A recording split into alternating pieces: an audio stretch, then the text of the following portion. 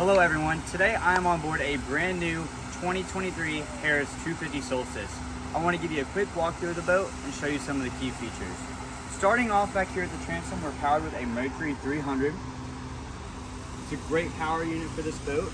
As you can see, this boat is fully loaded with a great deal of options such as the ski tow bar and a fold down swim seat. You also have a nice wide swim ladder with 4 steps. Fender holders and safety rails were changed throughout. Beautiful spacious swim platform leading into your gorgeous sun pad, accented in this beautiful blue color. Stereo controls, phone chargers, everything included. Plenty of cup holders on that sun pad. As we move forward, you can see we have a nice water sports tower with full bimini and a forward bimini option included as well. At the helm, we have a nice raised helm here, a 9-inch Simrad with dual Harris gauges, JL audio head unit there, and the beautiful buttons for all your accessories.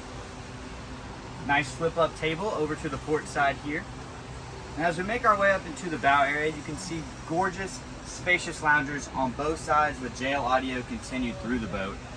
Center tune storage, nice recessed cup holders and phone chargers.